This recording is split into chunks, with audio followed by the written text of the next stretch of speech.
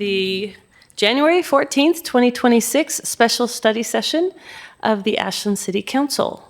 Today on our agenda, we have the facility planning study overview. Sabrina. Thank you. So the long-awaited facility master plan we're going to talk about.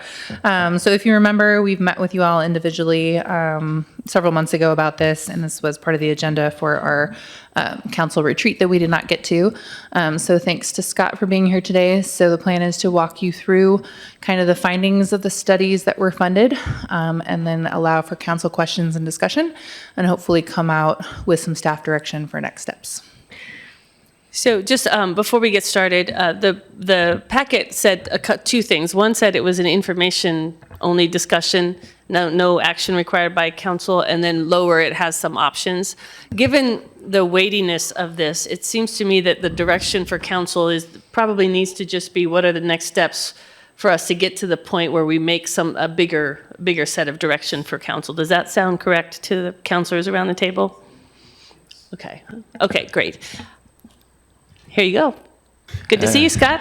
Good afternoon, everybody. I'm Scott Fleury, Public Works Director, and I'm going to weasel my way through this slide deck that was created by ORW as part of our facility master planning process.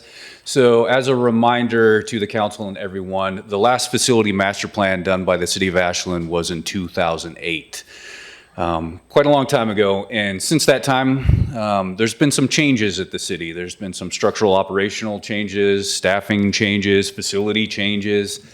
So in this last budget biennium, with the council's support, we appropriated funds to do two things. One, a facility space needs planning study, and the second, full-blown facility condition assessment. ORW architecture was selected. Council approved the contract to do both the facility condition assessment and the space needs optimization planning study portion of it.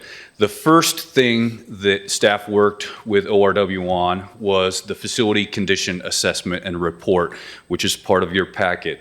McKinstry was the sub to ORW, and they performed that work as part of leading into this space needs analysis.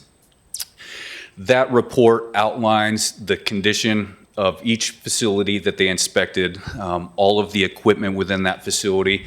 They itemized capital maintenance costs for kind of a 30-year window for each one of those facilities that they inspected. And I want to, you guys see the front-facing report, and it's got the cutoff sheets for each facility, kind of tells you what is needed for this facility, how much it's going to cost. So there's fire life safety issues, there's some ADA issues, there's some just general maintenance issues. That's kind of a front-facing tool that McKinstry gave us. We as staff were given a back-facing tool to use, which is pretty robust. And I'll just show you kind of what that looks like real quickly. So in each facility, at each location, each piece of equipment was inspected by McKinstry.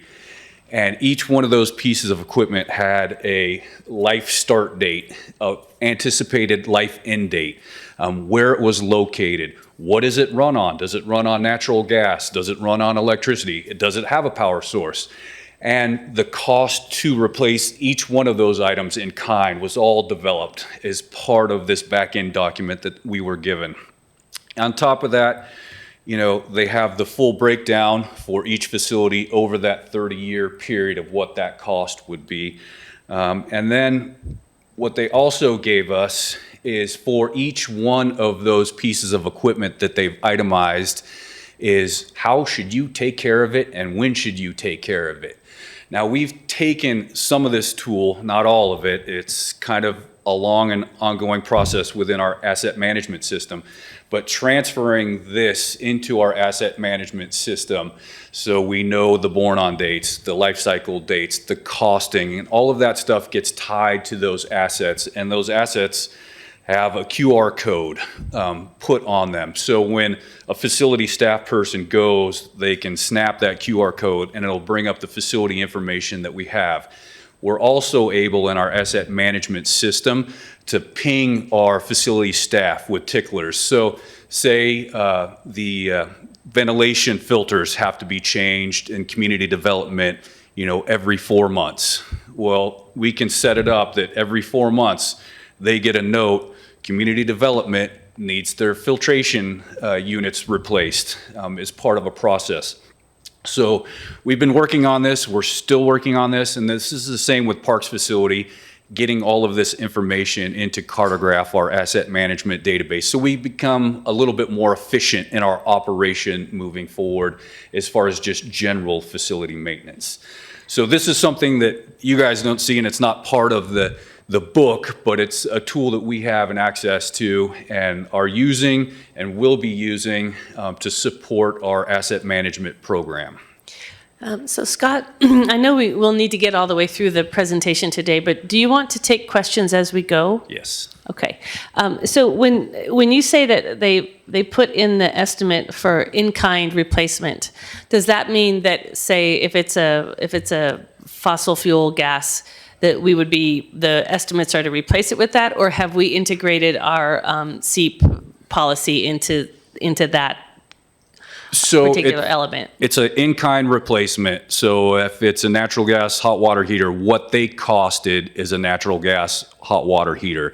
In order to facilitate the next step to take that from a natural gas unit to an electric unit, we would have to kind of perform a discrete evaluation, specifically the electrical component side of things. And you'll see in the report too, a lot of the work that they recommend is looking at the electrical systems in these facilities. And part of that was the understanding from us that we're looking to shift from natural gas to electric is part of that. So moving forward, if we have a hot water heater go out and facility staff contacts, a plumber, the discussion would involve what is the cost for that? What is the cost to natural gas unit versus an electric unit? And then if we have to get an electrician involved, what would be the changes in the electrical panel or system that would need to be combined as part of that process? So that's how we would resolve those issues. Councilor Kaplan? Yeah, thanks, Scott. And I just want to follow up on the mayor's question.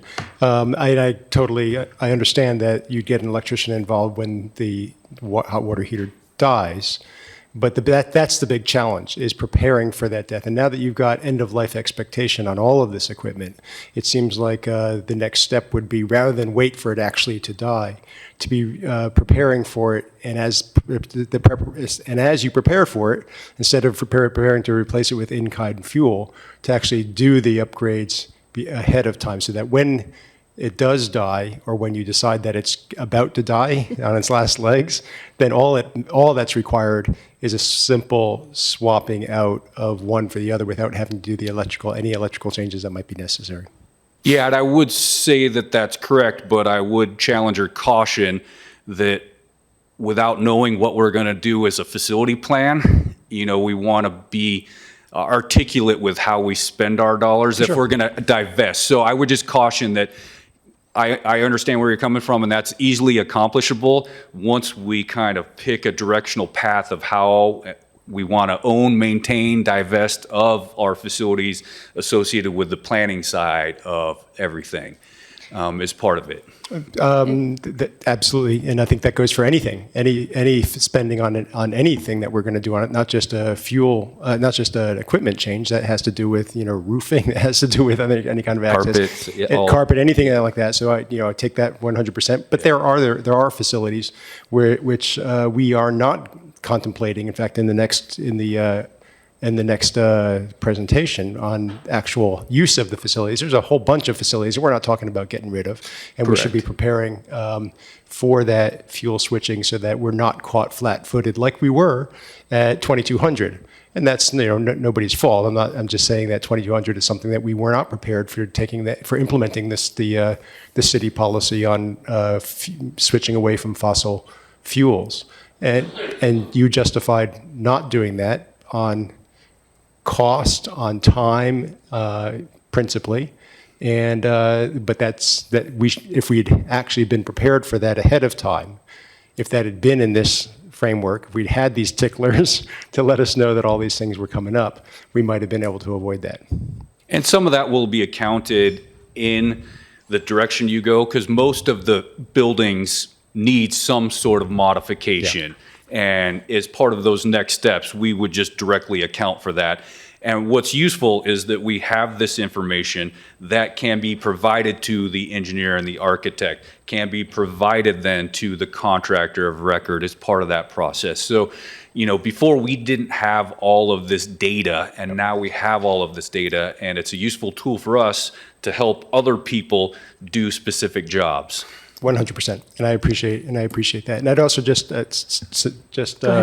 say that I think that it might be useful to get some insight into the fact that all of these systems that you've got in place with the ticklers and making sure that we're maintaining things appropriately, that's all to improve the efficiency of operations of our whole operation, and should therefore there should be a savings associated with that over the long term. Obviously, the savings is not going to happen this year or next year, but over the long term, maintaining our equipment, maintaining our facilities is cheaper than letting it run down and then having to, do major repairs, later on. Well, when we talk about that analogy with roadway projects, it's cheaper to overlay a road every 10 years than it is to do a full reconstruction every 20 years. From a maintenance obligation standpoint, it's very cheap. It's much cheaper in the long run over time to, be proactive in those situations than reactive after you have a failure. Yeah. Okay. Lead us on into the numbers. So once we completed the condition assessment, that information was taken by ORW, and they began the facility space needs planning process. When we kicked this off with city staff and ORW, and a big thanks to Lindsay McGuire and David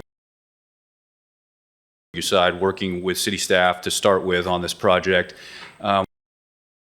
principles as part of that to use in that decision-making process. And we as staff and ORW kind of generally align with the council's vision and values and focus of things moving forward. As part of that process and analysis to make some decisions and some recommendations in this planning study moving forward. Now, this is just the overall list of all of the facilities that they looked at as part of the facility planning study and that McKinstry looked at as part of that condition assessment. Now, that spreadsheet, like I said, that I showed you, Parks has their own spreadsheet that itemizes every one of the things for all of their own individual park spreadsheets. It's part of their process, and we're working with them slowly to get some of that information into Cartograph and the asset management system. They haven't been using it as much as we have over the last couple of years, so it's bringing them up to speed and getting that information in there for them as well. Now, one of the things that was developed as part of this is each one of those facilities that was inspected was given a condition assessment. 1 to 5, 1 being good and 5 being in very poor condition. And what McKinstry did and ORW did is they took that information that was developed on costing and maintenance, and they developed a unit. If I have to take this building and replace it, what's it going to cost per square foot to replace it? And then there's a ratio of that number to the ratio of your 5-year and 10-year maintenance costs. And you can see that the green is good, and you start to get to the red is bad as far as, what costs you're paying relative to maintenance ongoing versus what it will cost to have a brand new efficient building that would have, midterm less maintenance costing issues associated with it as part of an overall. So you kind of get an idea of the facility's impact budgetarily, but also conditionally as part of looking at this slide overall.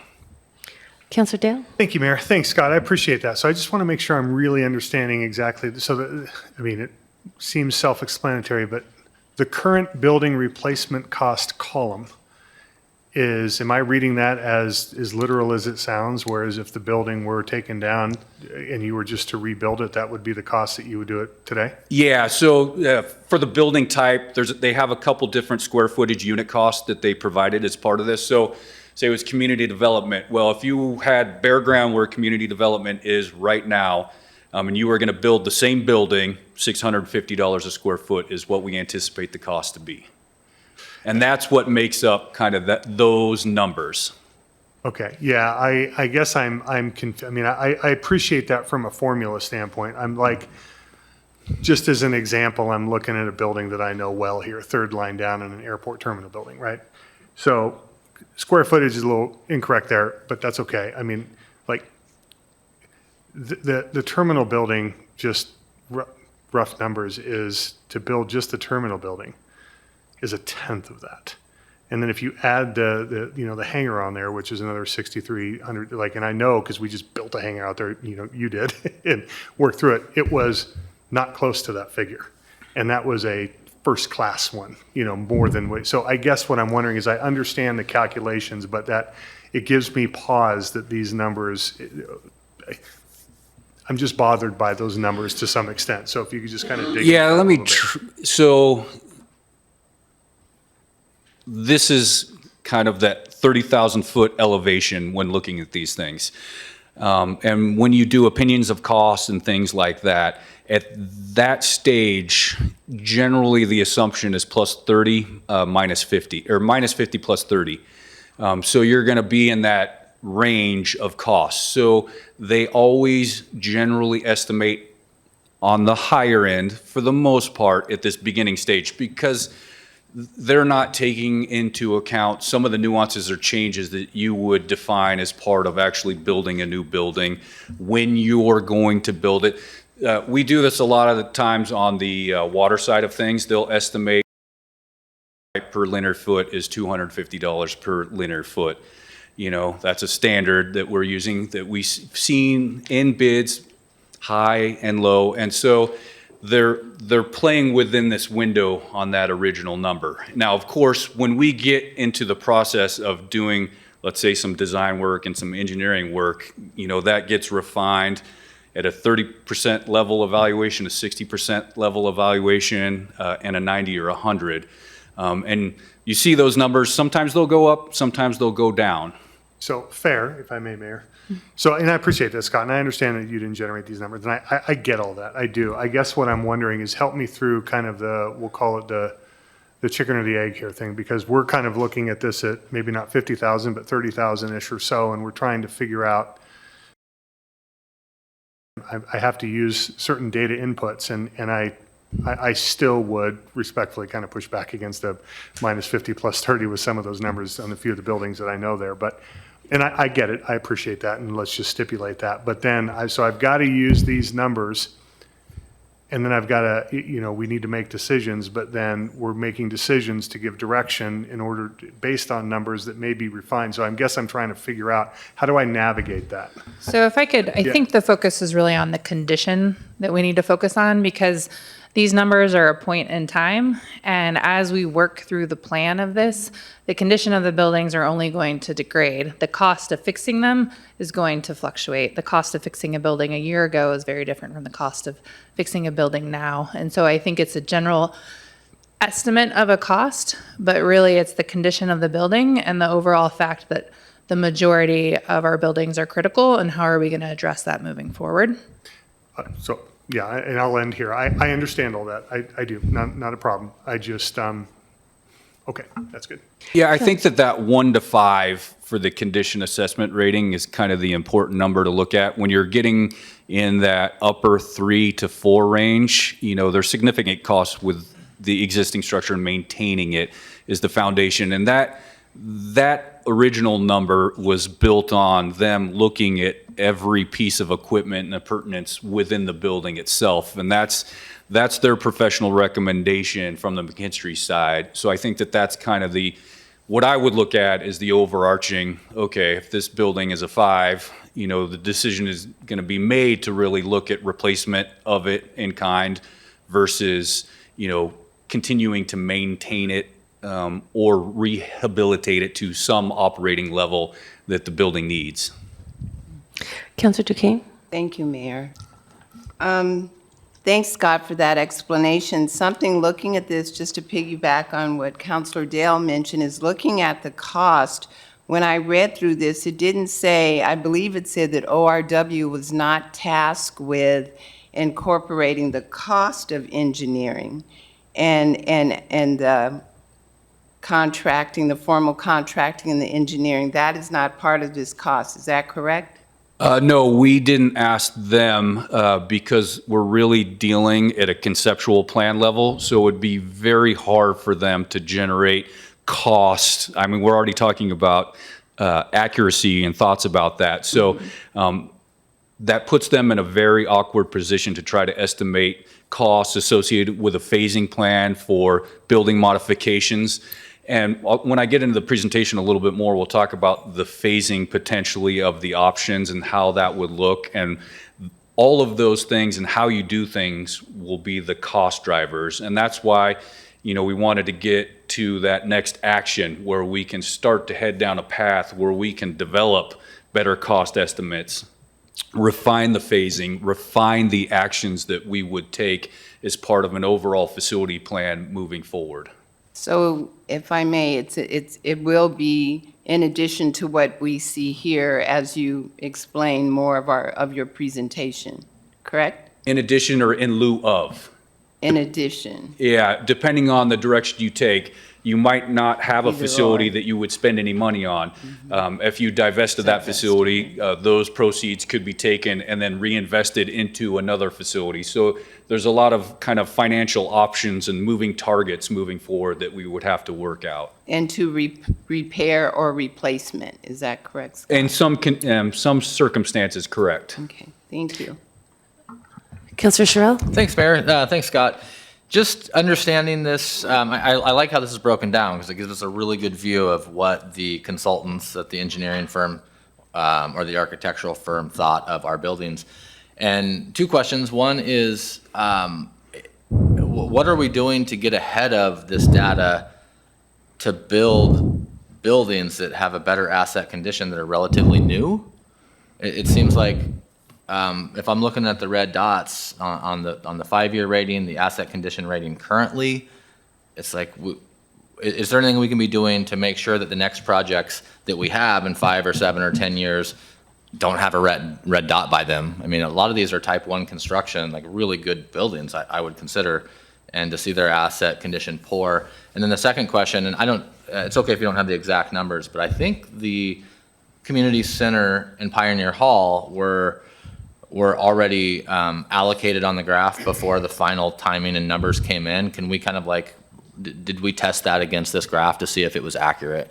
I didn't look at that connection as part of the financials because all of kind of the community center, Pioneer Hall, 2200, which are in this list of information, were all completed after McKinstry went through and did their analysis. And there were things that the council recommended as part of those processes that were in addition to kind of the baseline work that we had anticipated for each one of those structures. So I don't have that correlation. Okay. But as far as the other one, like I said, what we're trying to do on the facility maintenance side is be proactive on the asset management side so that we have green and yellow bubbles instead of red or black bubbles.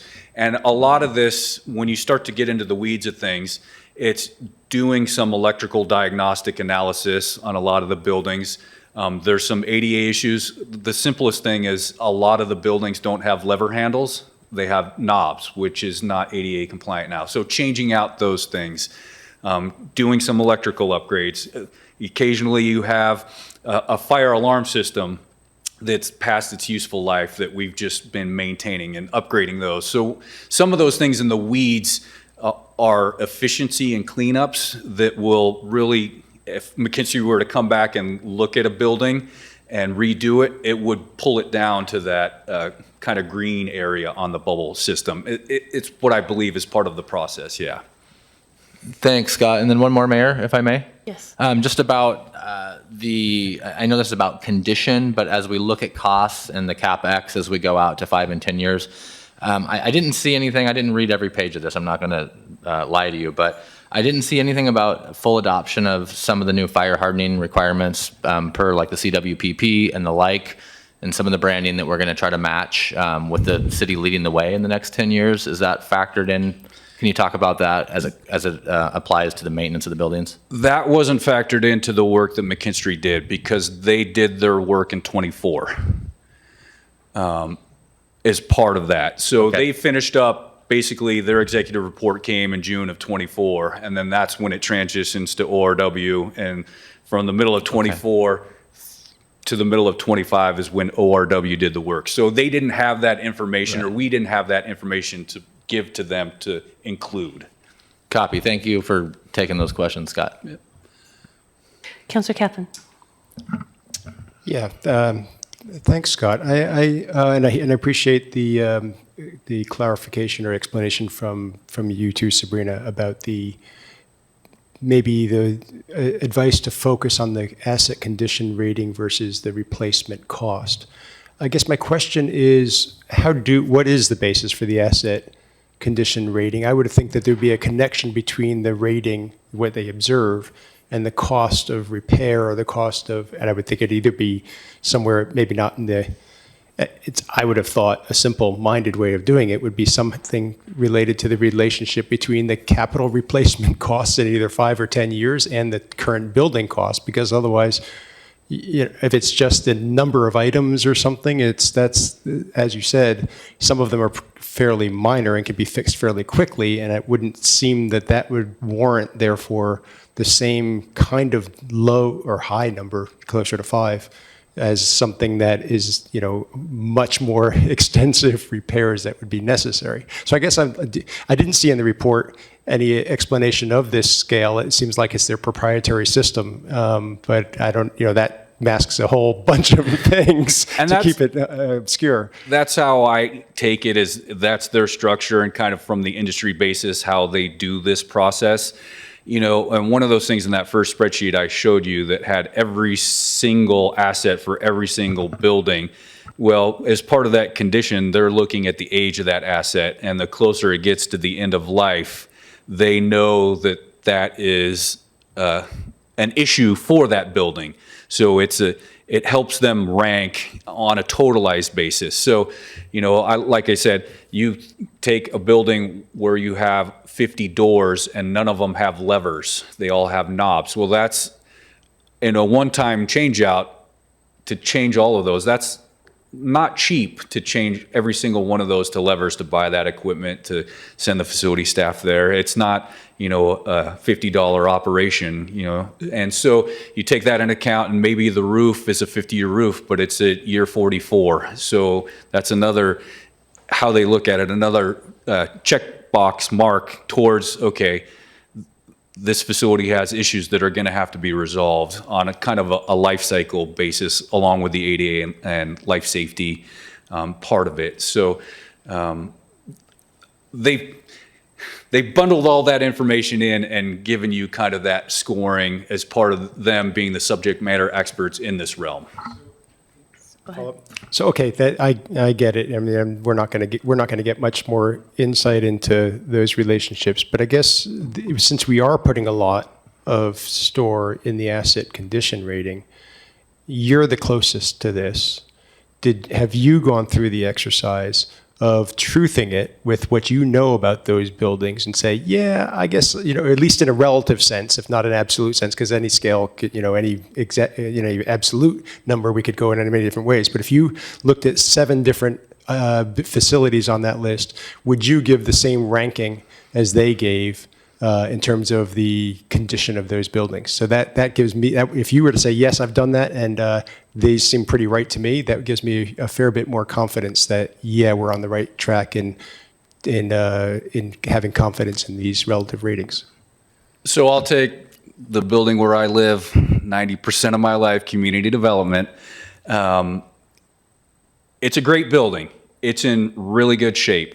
Some of the systems have a significant cost repair to them.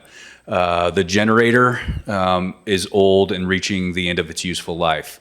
The HVAC system reached the end of its useful life, in my opinion, before it was even installed, because it was undercut on cost savings at that point. And that whole system needs to be replaced. The fire alarm system for that building is old and outside its useful life. It needs to be replaced. And so that's where you get to that 3.5 ranking for the building. Does that mean that building, I think in some eyes, is going to fall over or not be usable or habitable? And that's not the case. It just has some pretty significant issues associated with it that aren't on the visual side that we see every day and don't really affect the service or staff's ability to provide service out of that building. Is that kind of... It does, and that's helpful. I like that. So now I'd like you to do that same exercise with another 3.5. If I look on there, there's a 3.5, which is fire station number 1. And then the airport terminal building's a 3.4. Would you say the airport terminal building is 0.1% of a point better, in better condition than, because you know all those 3 buildings? Yeah, I think... So if you're looking at the airport terminal, reinforced kind of masonry sections, the carpet could all be replaced, the finishes could all be cleaned up. The fire life safety issue, I don't remember if it's sprinkled. I don't believe it's sprinkled. I don't believe it has a fire alarm. So that's where you get into those things. Fire station number 2 has some, or fire station number 1 has some very expensive equipment inside of it. And replacing that and where it's located, the example I give you, there's a hot water heater upstairs in that building, and it got replaced a few years ago, and I think it was $10,000 to $12,000 to replace that hot water heater because of its location in the facility itself. So those things, and fire station 1, I believe, is at the end of useful life for a roof, as part of that. Okay, yeah, and let's see if we need to keep moving on. Councilor Duquesne, let's have this as the last Okay. question before we carry on. Thank you, Mayor. Quick question, just so that I can look at this holistically. I hear you referring back to what I read was on the safety report about the doorknobs. So is it my understanding that what's on that safety report reflects the black or the red dot?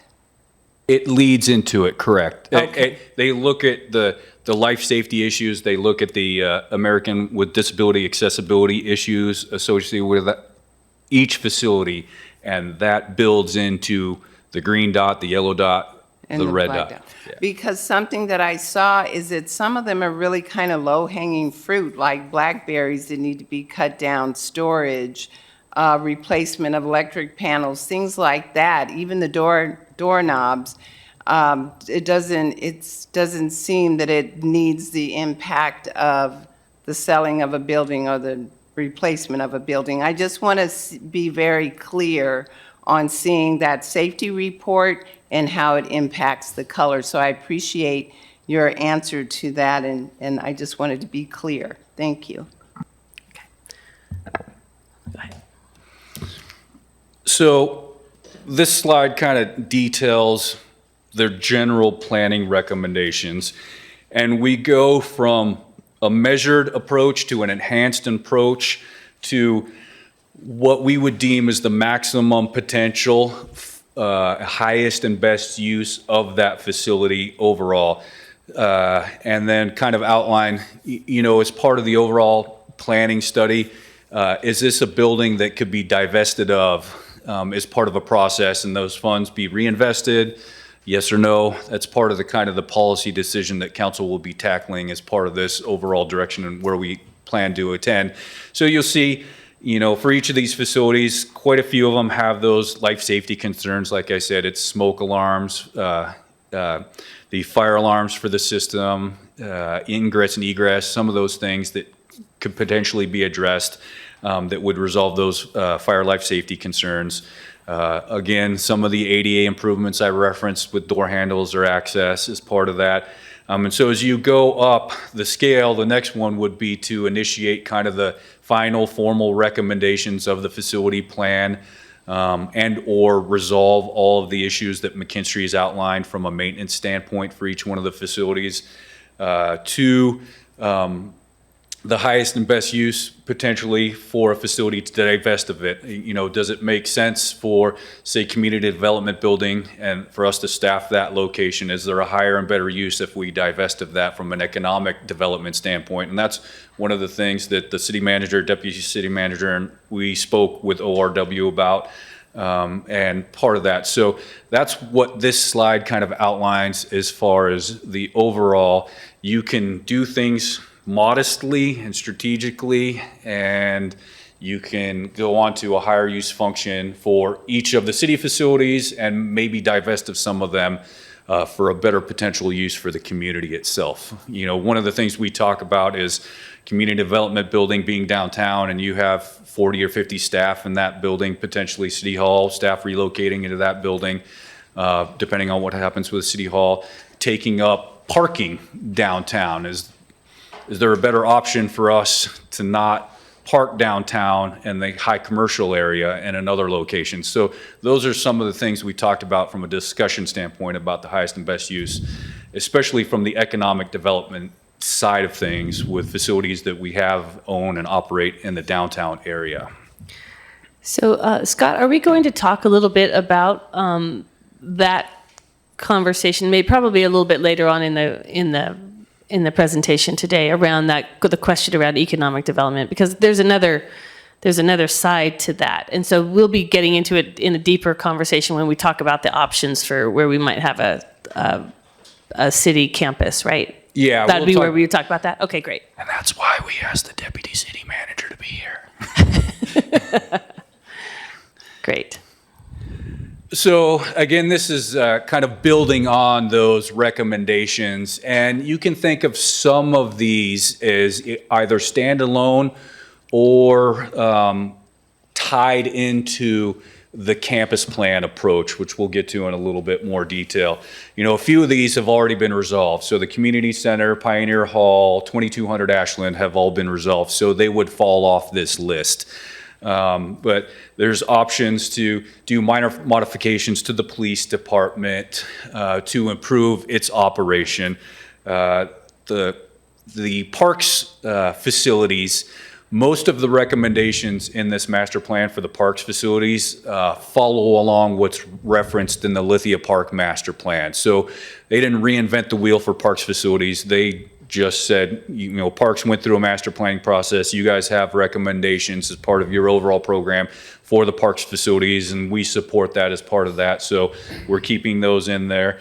There's options to do some modifications to Briscoe or divest of it, depending on the path moving forward. And modifications will need to occur at the B Street Yard and 90 North Mountain, no matter what, just from an operational standpoint, irregardless of the path. One of the things that we've talked about, and I'll get into more detail about that, is the Hardesty property development.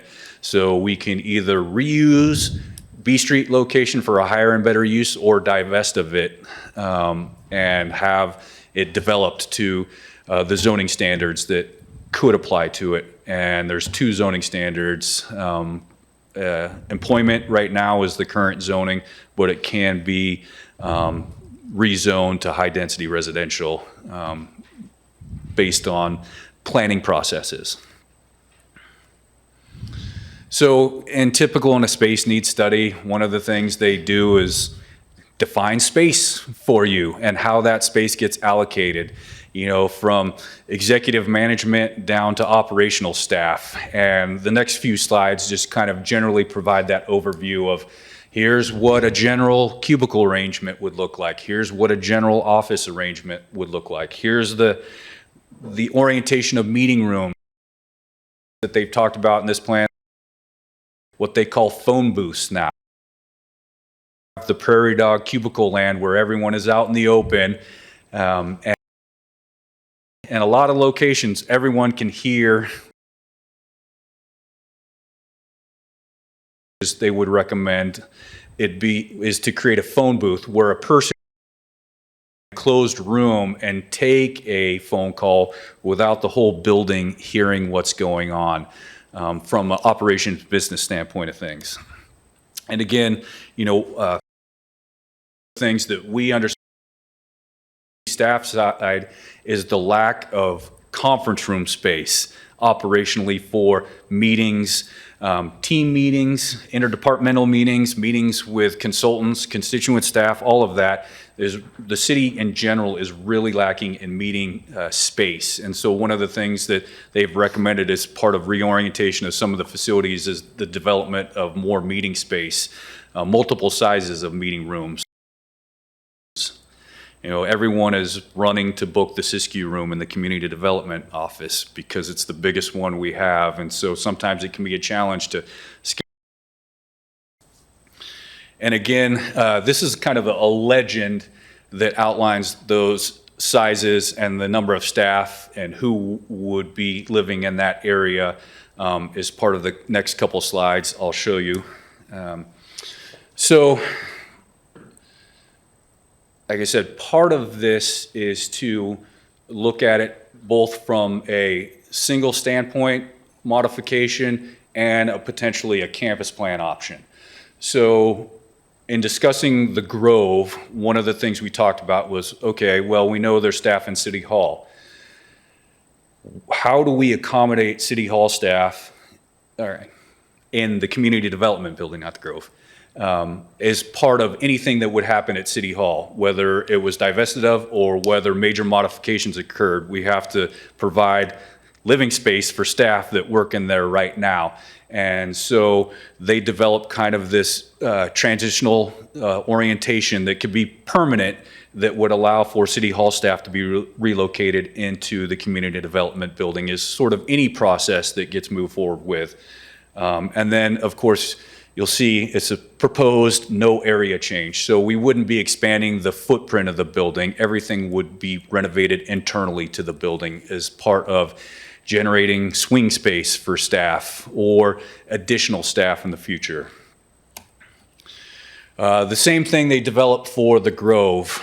So if there were any sort of major modifications to occur to council chambers, community court building here, the Grove could be that flex swing space and modified to allow for staff to live and work in that building while modifications were to occur here. And one of the things that they do show in that proposed space is an increase in the Grove footprint to allow for more meeting and office space on the back side of the Grove building as a potential option as well. Again, you know, we've talked about it. There have been recommendations to modify the police department, both internally, but also build another addition to the police department as a training EOC center potentially. We actually have design plans that were developed years ago that was part of the bond measure for City Hall, or I mean, for the police department changes. So the same thing, if we were to modify the police department internally, you know, we have to house the staff. So the Grove, again, could be used as that swing space for them, and the orientation of what it would look like to support that, they've kind of outlined at this planning level. Now, I will say that all of these are the planning level. If we were to move forward in any one direction, all of this would have to be refined a little bit and coordinated with each department and the timing and the phasing and the costing.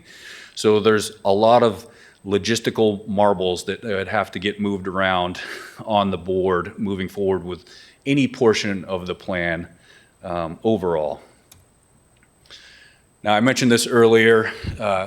This is a standalone, needs to be done, but also helps facilitate every other step of the process for the facility plan. And we've talked about this over the last few years, is relocating the metal building that currently exists across the street at the B Street Yard down to the Hardesty property, which we purchased that property for, and development of a new metal building that would house our critical equipment that can't be outside in winter, and then also house some staff down there and some of the water yard material that is currently behind the Grove to free up that space. So we're looking at divestment, and we spoke about this recently, the Imperatrice property, and also a portion of the Hardesty property that's a separate parcel to have some proceeds to reinvest into development of the rest of the Hardesty site. Once you divest of what we have there, then the decision needs to be made of what will go back in that place. And there's two options developed as part of this plan. It's sold off and used for private development, like we mentioned, or as part of the overall civic complex option, a new community development building could be built there, and the existing community development building could be divested of for a different use in the downtown core.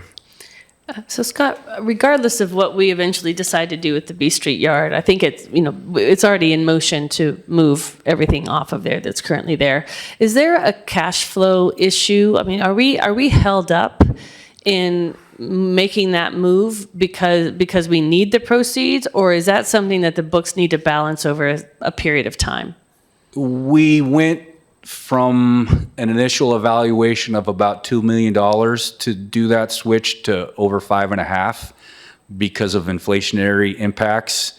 We started this process in 2018, 2019, and then COVID slowed us down a little bit. And then getting back on track, the cost estimates when we got S&B James involved as part of that design build process kind of ramped up significantly. And so that kind of slowed us down and paused us a little bit. I think we have a plan of attack moving forward from divestment of other properties to have some cash on hand to reinvest into it, and also doing it and not all one shot, but a phased approach, and we're looking at potentially the first phase would be to dismantle the existing building and relocate it down there and start storing equipment in there. The second phase would be to build half of the new building and do a majority of the site work. And then the third phase potentially would be to build the rest of the new metal building down there. That does depend on the cash flow and proceeds as part of that overall structure, because we're looking at this from a rate package from the wastewater side, the storm drain side, and the street side to not have it be a significant potential rate impact. And selling and divesting of the existing properties, we think will help significantly reduce or offset that as part of our process.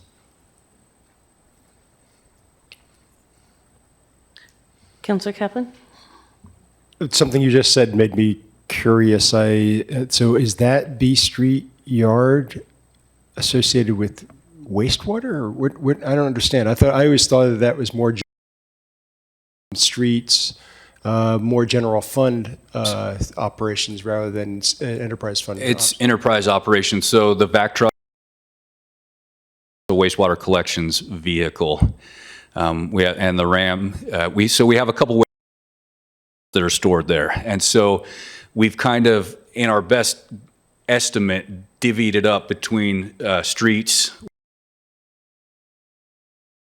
Because the sweepers as well, and the sweepers are part of the storm drain system per se, because they remove contaminant material and leaves and debris from getting into the storm drain and into the watershed. So we have kind of our own internal cost allocation breakdown that they each would share a portion of the Hardesty development. And streets would too, because their operations would move out of this Hardesty that would free up space here for reuse as part of the master plan. So here's the big one. This is all of it, and throughout this process, in talking with the consultants, the overall vision was to create good, high-functioning facilities that provide services to the residents that they need in the appropriate location. Kind of was a goal as we started this.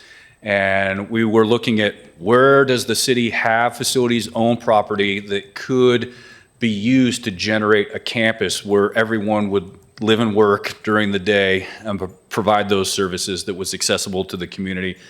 And the two options were the service center here and Briscoe Elementary.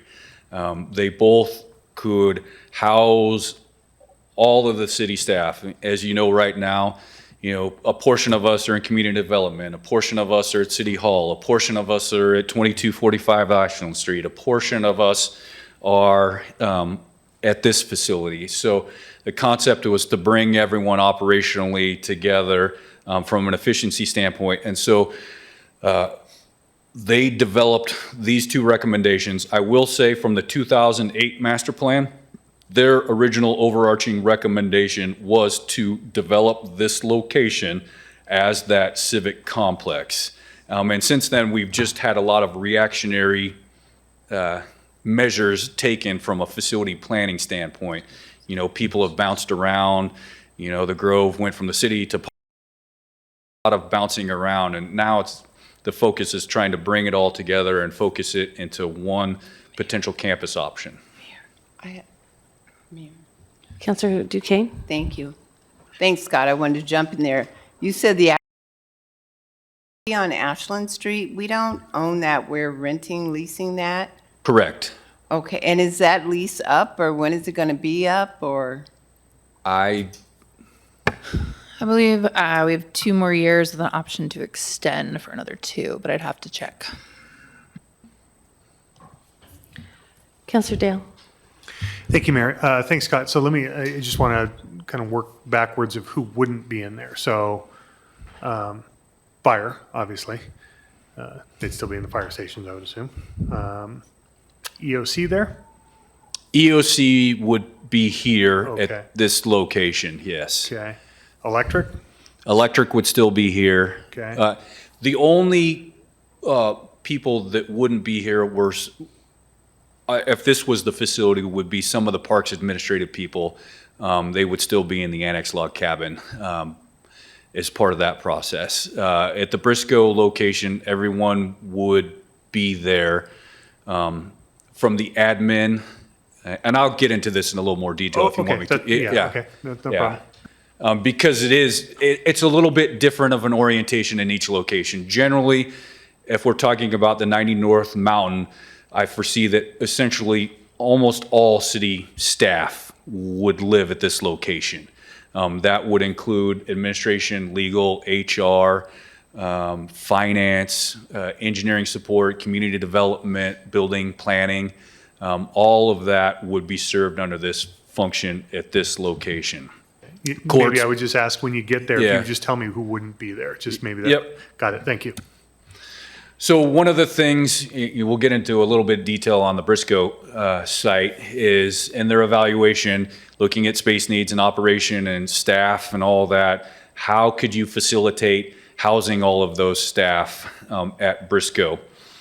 And so they have a level 1 improvement, and then you would have to have a level 2 improvement to house. So you'd have to have a second story structure for that. And also, because of the parking impact and need, they anticipate having to build a parking deck, lower level and upper deck parking as part of that to satisfy the anticipated parking need.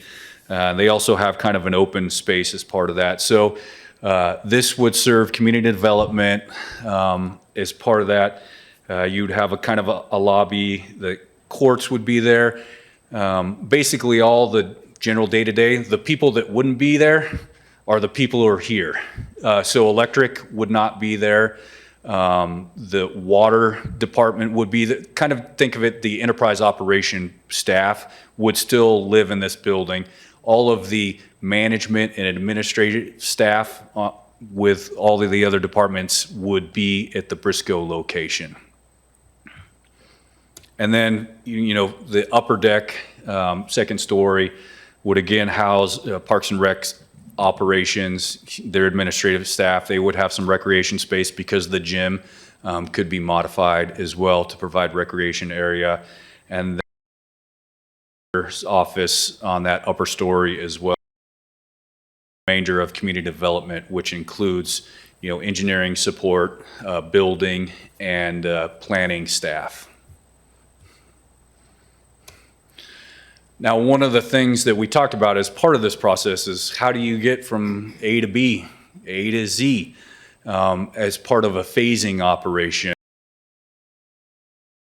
So, of course, you know, we're starting off with the and figuring out what the next steps are for B Street, and what buildings we're going to divest of, if any, and if we are, what that process looks like. If we aren't, what is the process to restore them and throughout that. And so that's where you get into the swing space portion of things. So, community development would be the swing space.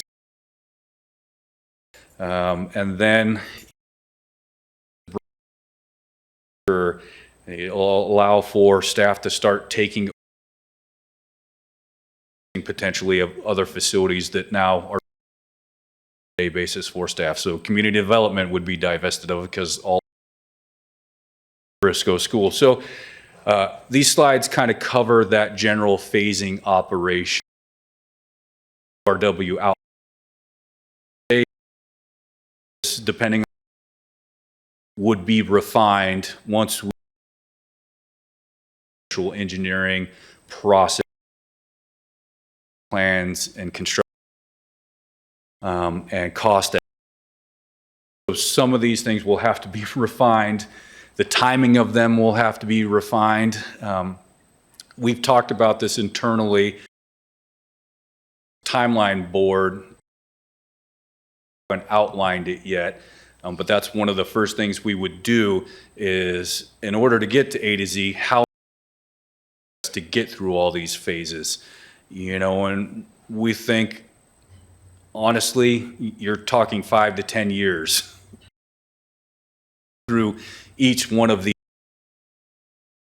which includes the restoration, remodel, reconfiguration, divestment, you have to sell, and all these things. So it's not, a 1-year project. It's a multi-year project that we're looking at. But we would definitely refine that timeline overall.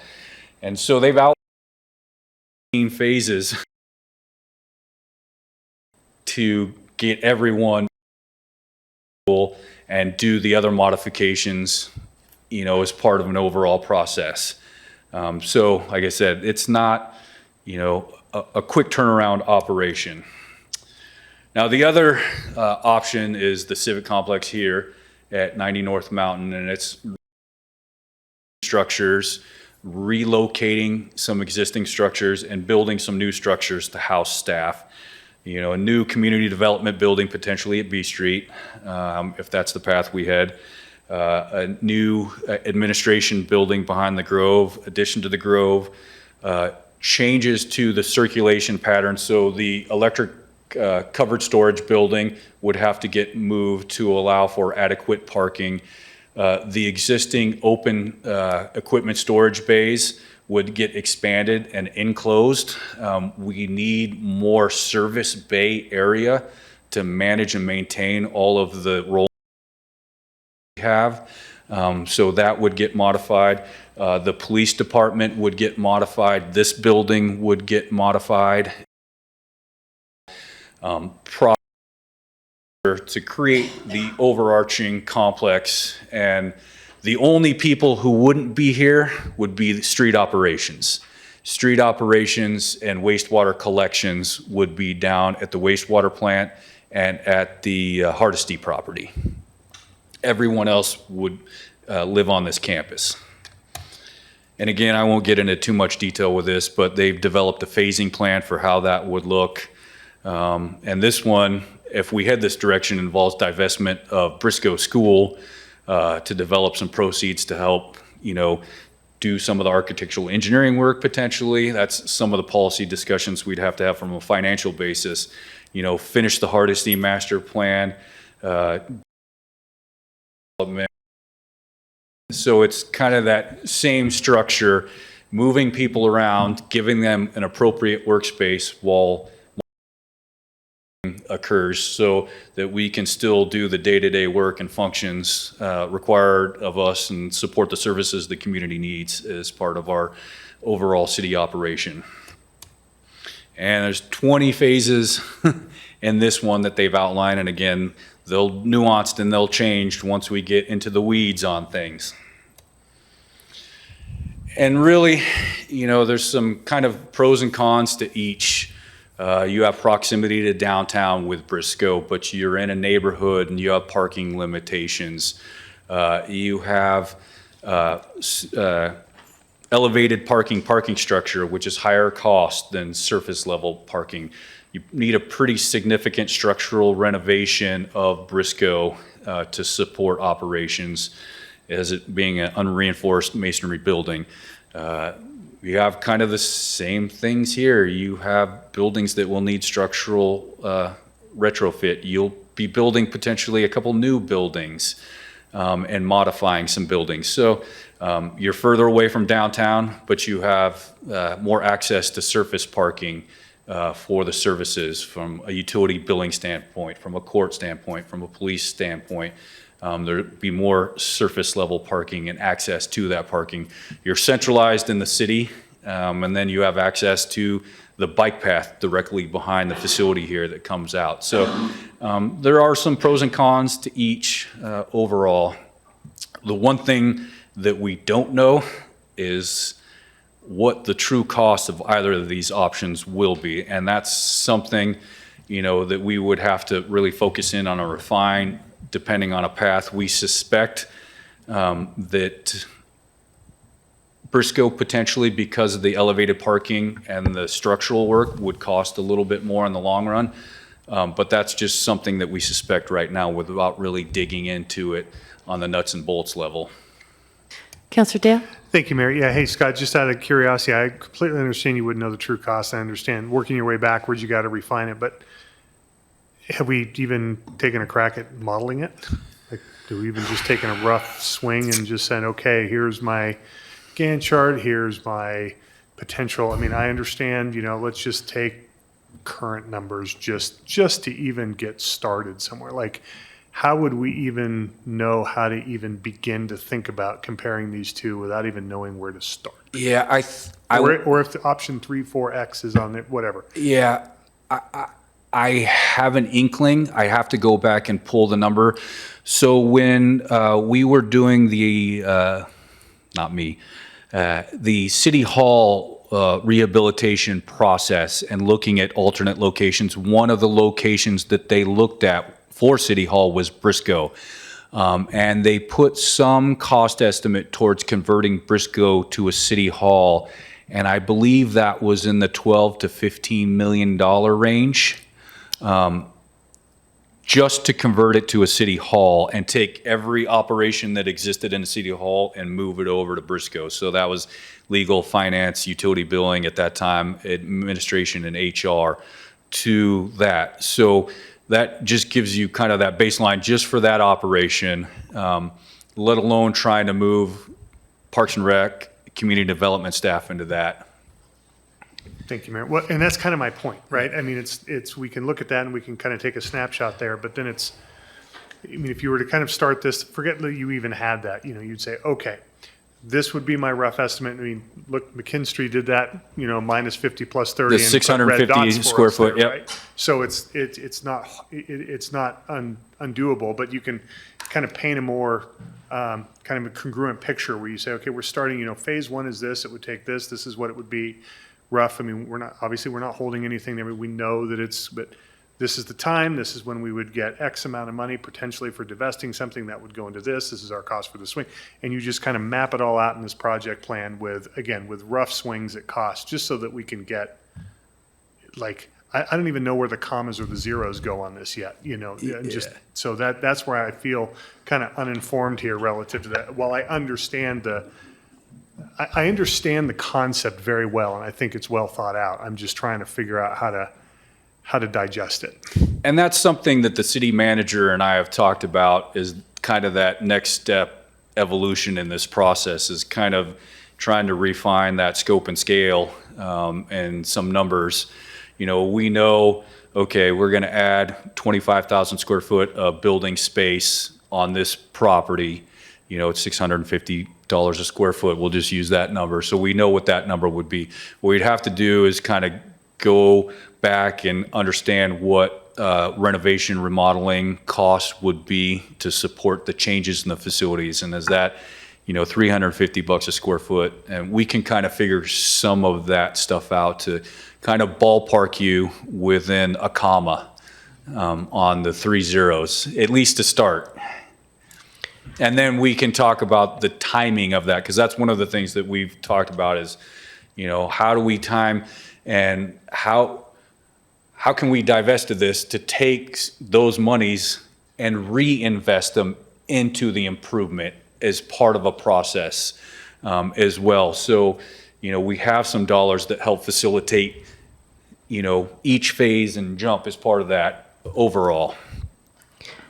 So when we had this conversation several years back ahead of the 2020 bond effort, Briscoe School was significantly more expensive than I think either of the other two options, either the Civic Center or the or rehabilitating City Hall, and there are a variety of reasons for that. But that we had numbers back at that point, and we'd have to look back, as you say, and see what all were we planning to put into that space. But the Briscoe piece came out to be significantly more expensive per square footage than the rest. Councilor Duquesne, you had a question?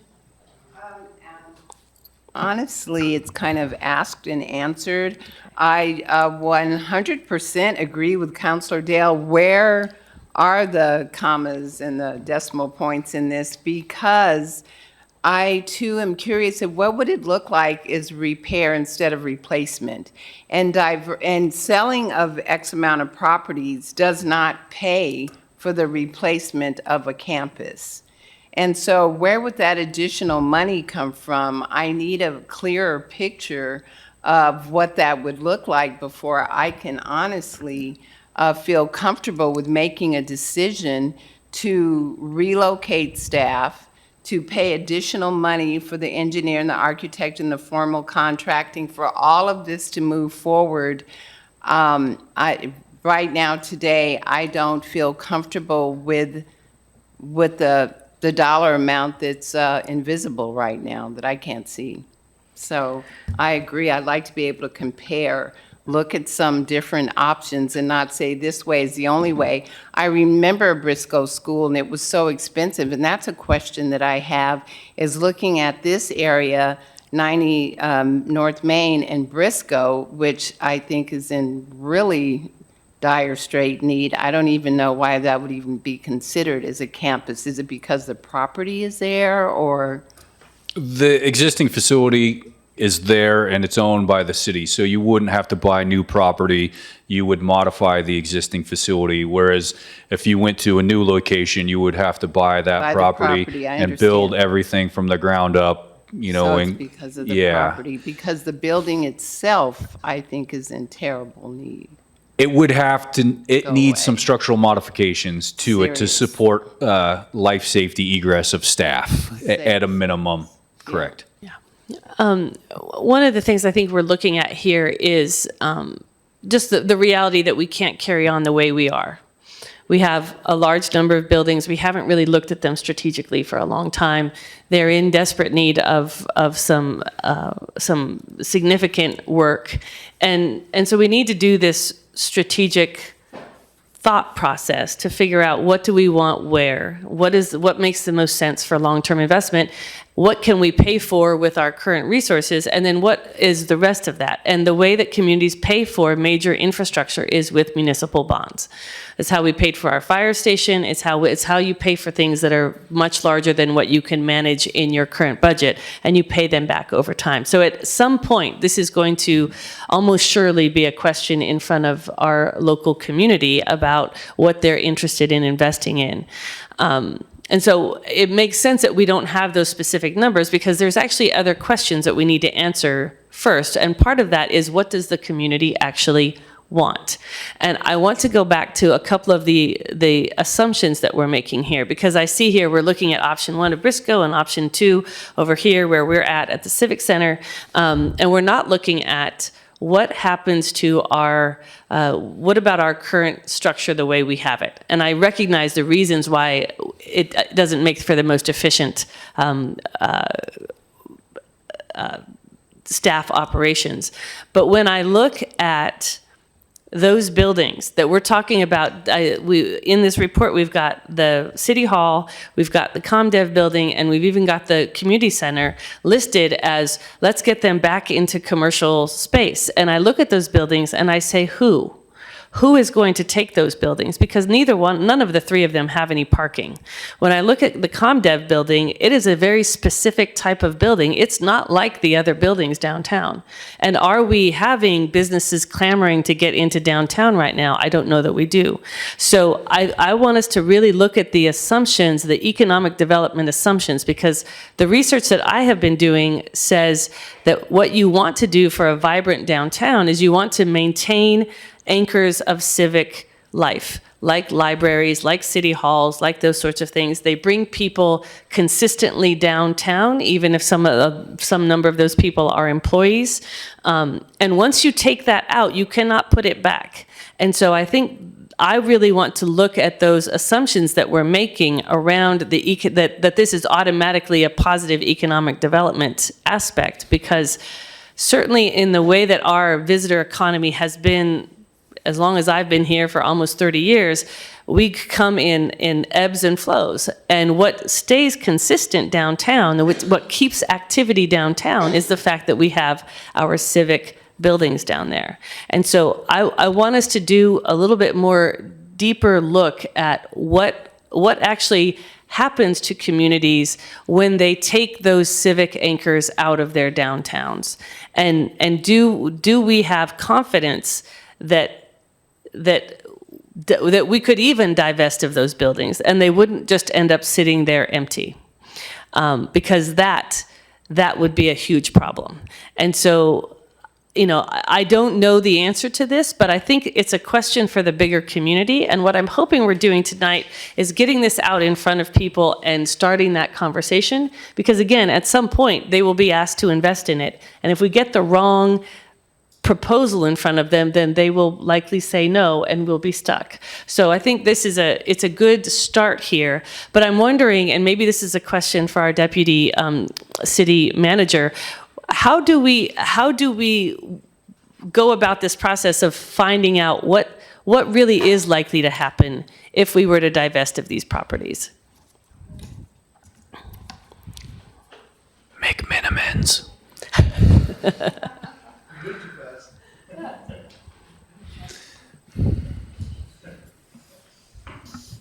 Hello. Good afternoon, Council. I will say, based off of our last economic opportunity analysis, it's our commercial downtown square footage that is in the highest demand and lowest supply. And so what I see when I am looking at it through an economic development lens is I want an active downtown where folks are moving in and out of our spaces. And I will say that the city itself, we own a lot of prime square footage that has great frontage for our pedestrians in our downtown area. So what I would love to see happen in those buildings is a use that invites the public in, whether that means we divest of it and then we then have, a business or other that go in, or if we lease it for other use, but where we have more interaction between our indoor space and our outdoor space, especially as we're continuing to battle the effects of climate change. We have stronger winds, smoke days. We want places where tourists can still come and go inside. Right now, we're taking up a lot of square footage that is not open and accessible to the public. When it comes to the demand of what buildings go in, as you mentioned, that will change seasonally and cyclically. But what has stayed consistent is that we do have high demand for commercial area, particularly for retail, and for high access office space. So people that come in and out that meet with the public through office. So when we look at these properties, when the recommendation says divestment doesn't necessarily mean sell, but it does mean divest of the city use to allow other uses to come in. And so that is what I would recommend looking at this facilities master plan is not necessarily a stamp thing, we are going to follow these exact steps, but we need to come up with a specific vision of, are we looking to eventually move the city into one location? So that when we start making smaller decisions on buildings, we're aligned with that vision. I'm straying into a non-economic development territory, so I'm going to step back and see if there's any questions to what I have shared. Counselor Dale. Thank you. Thanks, Jordan. I appreciate that. But just to continue on what the mayor was saying is, so how would you, to get into a little bit of the weeds relative to that, I hear you on that, and I hear you at a very high level of the demand and so forth, but how would we, to the best extent possible, prove that? I don't want to say beyond a reasonable doubt, even though we're in a courtroom here. What methodologies or what procedures would you go through from an economic development lens to prove that thesis to the ability that we are able to make an informed decision, that the community can be able to participate in that and so Absolutely. forth? And the thesis being The thesis to being that increase commercial we availability decide to put a for downtown. sale sign on community development, and all of a sudden you've got 10 people lined up in 24 hours. And you see what I'm saying? I mean, so, and I understand it. Yeah. That's just one of those things where Yeah. it's, I understand what you're saying here, but we need to do, I'd love to see a little bit more work done there to prove that out so that it doesn't need to be a certainty, but there needs to be some sort of comfort other than Yeah. just, look, it's high demand. I mean, because again, to the mayor's point, these buildings are unique, and there's just certain things that, I mean, if you'd ask, developers and so forth, I mean, have we talked to them? Do we know? I mean, and I want specifically these buildings, let's just say, as an example, because that's what we would be talking about. Yeah. So, And you're talking to the point of when do we get to the bond conversation with the community? no, I was not talking about that. Okay, you're just talking about making the case for why we're saying that city employees should be located in one location. Nope, not talking about that either. Okay, I'm What I'm apologize, I'm talking lost. about is let's take the ComDev building. Okay, Downtown, yeah, businesses, street frontage, so forth. I hear that. I could read a report. Yep. And yes, there is demand, and I get that. What I'm interested in though is how broad of a statement is that, taking it to be true though, right. and then how does that apply specifically to Ashland, that location, and so forth, so that there is a level of comfort that says if we start to move down this path, if that is what is chosen, community council, that ComDev, let's just say, is not just sitting there because we guessed wrong on a very broad assumption. No, absolutely. I will say we have some pretty incredible commercial real estate brokers in town. I think you may be married to one of them. I would look and rely on those folks to provide feedback and input around the visions that they can see for those areas. As you said, it's a community conversation. And the challenge with answering that question is we can go to our community, and I think we should, and we'll have large conversations around what do we want in our downtown area? What do we want in those spaces? And we may be able to get very specific answers. But often the best way to help encourage development and filling of empty spaces is to remove restrictions and allow kind of creativity and market demand to drive it. And so I think it is a balanced line between looking for a very specific use versus leaving the flexibility up for those that decide to go in to revamp it and use it. So when I go to looking at stats, I think what's also hard is that our economy goes up and down. We are in a very stressful point for all of our community members and folks across the nation with rising costs and businesses with rising costs. And if we make any major change to a city facility, that's going to be not a decision that is only going to impact the next 5 years, but the next 20 to 50 years, as we have seen by how long we stay in our current buildings. And so it's also having the conversation about how do we future-proof our spaces, what our spaces' needs are. So the bummer of my answer is we can't look directly at the data to say this is what's going to happen if we take this action, but we can make a best guess based on our values and the demand from the professionals that we have on the ground.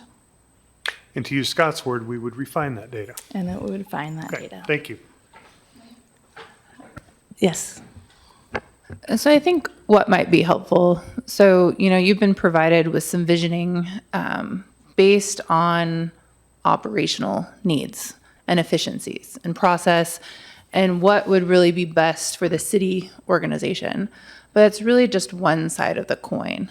What council needs to refine and give direction to staff on is what their priorities are. Because if their priority is we will maintain the status quo. Fine. But that does not negate the fact that we need significant dollar amounts to do that. So I think there's a process that needs to happen here. You have a lot of information that's been given in the facilities plan about what the organization needs and what optimally results in an efficient city government. And that's relocating everyone together.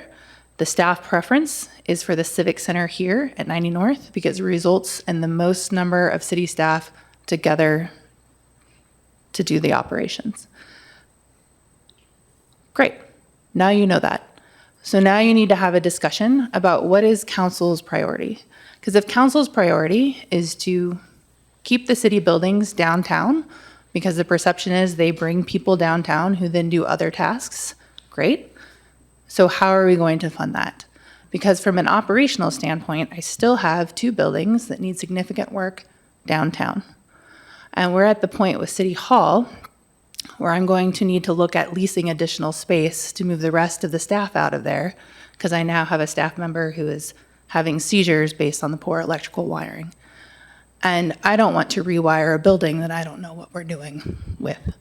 So we're at a critical point where we need to develop a vision for where we need to go, what we want to do, have the conversation with the community, get their buy-in, and then move that way. And it is a bond question for the community. We don't have any money in our budget for facilities beyond general light bulbs, that kind of thing. So we're starting at 0. Staff is trying to get some facilities funding through making the recommendation of divestment of properties that we can do now to start a facilities fund. That's council's decision on what they want to do with that. But we need to know the vision, right, of what's needed. So we have provided you with a large amount of data to digest. The community has had that data as well, and they can continue to look at that. And now it's up to council to kind of, what's the bigger vision, though, for how the city is providing service to the community? And that is a question that needs to be answered before we deep dive into how much any of this costs, because that is staff time that I don't want to waste down different avenues if we're not on the same page. Yeah, that makes sense. Councilor Dale? Yeah. Sabrina, thank you. Thank you for tying that all together. I think that makes a lot of sense. I appreciate that. And for sure, all of that is true. So I guess my question would be, because yes, it is a ton of data, and you know, just speaking personally, again, I was, you know, and I appreciate the mayor kind of clarifying at the outset of the study session, but there was that suggested actions, you know, would council like to do X? And I'm going, I've had this for 5 days. So I appreciate that. So that's not true. Well, We've had it longer okay. than 5 days. Well, but the action to say this, you know, so I guess my question back to you would be, what are you looking at for a timeline? We are going to take this. We've got a town hall coming up. There's going to be some time where we can take this, so forth, and just kind of, you know, talk more about it relative. We've still got some hanging issues and so forth with certain buildings and so forth that there's still X factors. But what are you looking for as far as when you think the timing is that you would come back in a business meeting, whatever, and say, look, I need a decision?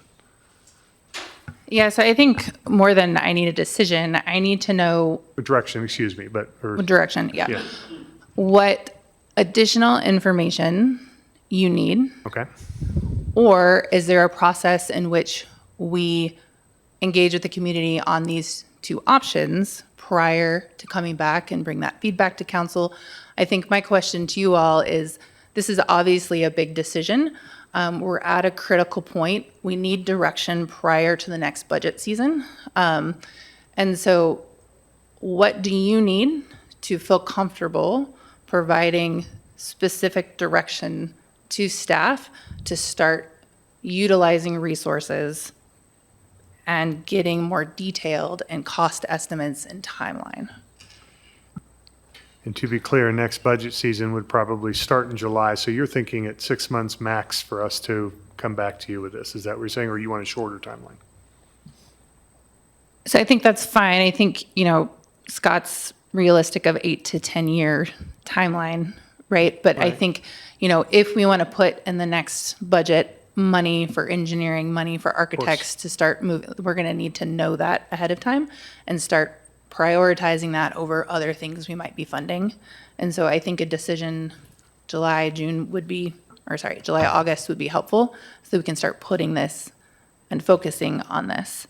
I mean, the history of the city is it had a facilities fund. That money was put towards other things. That is the case of municipalities throughout history. But if I don't have a space to put employees in, we can't provide service, and we're reaching that level in some of our buildings. And so we need to thread the needle on being thoughtful, but also taking action. For sure. Yeah, to be clear, I don't think we want to delay this much longer, but yeah, thank you. Yeah. Did you have Councilor Kaplan?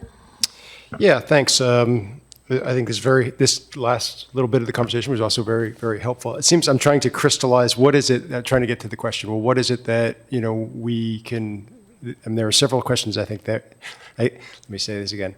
I think what I'm trying to crystallize is what are the questions that we need to answer rather than what are the recommendations we need to make. And I think some of the questions that I just heard around the table are, one fundamental question is, do we want our city operations downtown, or do we want our city operations consolidated outside of downtown? So that's kind of an existential question for our city staff. And I think there's a corollary question or a secondary question to that is just some sort of comfort that if we choose outside of downtown, that we're not going to have a 20,000 square foot building, which is a community development building, empty, that there's some level of confidence that that's going to be used by somebody's going to pick it up and have some creative solution, and it's not going to just be empty. Because I think the downtown, non-downtown question, is inflected with a vision of wanting the downtown to be vibrant and